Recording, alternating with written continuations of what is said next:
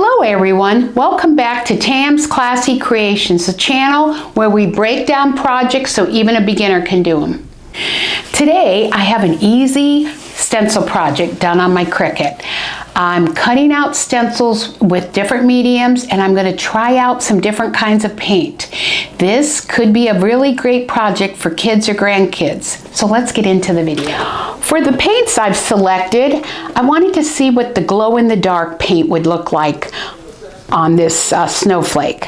I also found this Holographic Illusions. Never used it. It's not even been open. I want to see what that does. It does have the glitter, so let's see how it works. And next, for one of the other snowflakes, I have the white, just apple barrel paint. Now, originally, I did this project with my grandson, only using this plain white paint. It was so much fun, so I wanted to share this with everyone. Now, what I used for stenciling, I bought these makeup sponges, and they work really, really good, and I'll demonstrate that when we start stenciling. So next, let's get on to stenciling. Here, I cut the snowflake out that I'm going to be stenciling just on regular stick vinyl. On this one, I cut it out with freezer paper. Now, freezer paper was a little bit harder because I have to place each of these Mickeys on here. But I'm going to see how it stencils. If the paint gets under it, I'm going to see how it does. If you did have something with a lot more pieces, freezer paper probably wouldn't work, but we're going to see how it does. And next, I cut this one out and I was able to transfer it with the transfer tape with shelf liner. This is cheap shelf liner that I got at Walmart. So now let's get to the paints. First project we're going to do the regular vinyl, and I have the glow-in-the-dark paint. Now when I helped my grandson, we dip it in the paint, but we don't want it that thick, so I'd always tell him to blot it, and then we're just blotting it on here. So we keep going back. Now this is the glow-in-the-dark. We'll see how this works. It's showing a lot lighter than the white paint. So this is going to be kind of neat. So all we do, very simple project, I'm just blotting and stenciling, going back to this and blotting it. I have a paper plate here. It's the easiest thing to do. Yeah, this is kind of neat. I'll meet you back here. First off, we're going to do the other two, and then we'll let them dry, and I'll meet you back here and get our results. But next, let's do the illusion paint.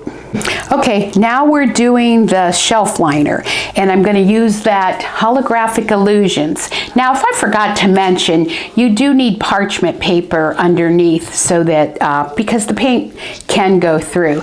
Now, this is going to be different. I guess the glitter is pretty fine. Ooh, it is very fine. I was thinking it might be, oh, yes, it is very fine. I'm actually shocked how fine it is. So I was shocked at the glow-in-the-dark paint. Now I'm shocked at this. Like I said, I've only done the project with the white regular paint. So I'm going to go ahead and finish this up real quick, and we'll go to the third one.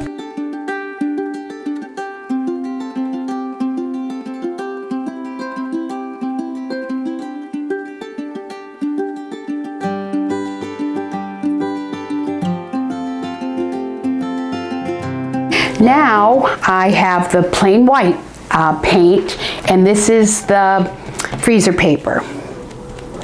So yes, the white, really you can see where you're stenciling so much better. And this one, I noticed in the last one I didn't have to blot it as much.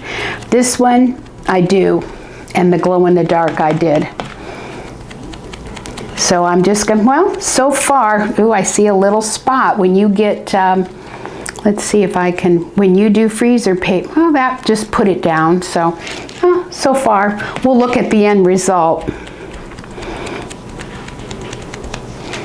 Okay, I'm going to continue with didn't blot that one very good. I'm going to continue up and look at the freezer paper. Okay, so good thing I have that done.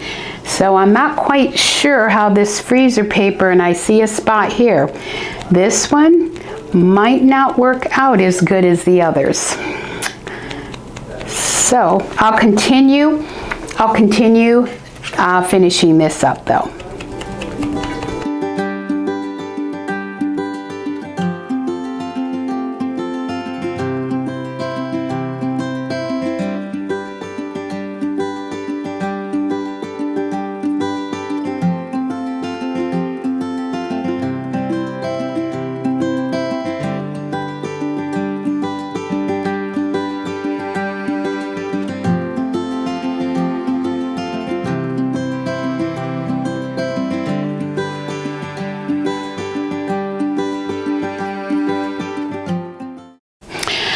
Here is my snowflake on the vinyl, and this one is the one we applied the glow-in-the-dark paint.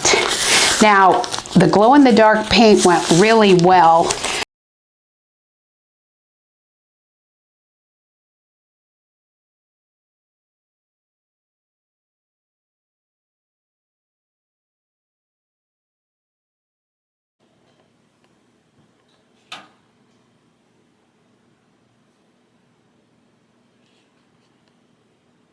Okay, here's the one that I did with that holographic paint, and this is the one I did with the shelf liner. Now it looks like the shelf liner's coming off easier, but I loved doing the shelf liner. It was, for painting it on, it did fine.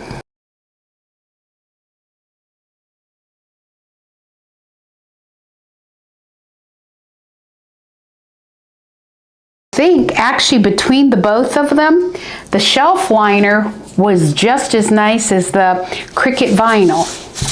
Yep, the flakes aren't coming off, maybe one or two, a little, this one, nothing's coming off. I actually like it. Now here's the third one we did with the freezer paper, and I painted this with just the white paint. Well, the freezer paper didn't hold up as good as I'd like. Remember how a few Mickeys came off with action of stenciling?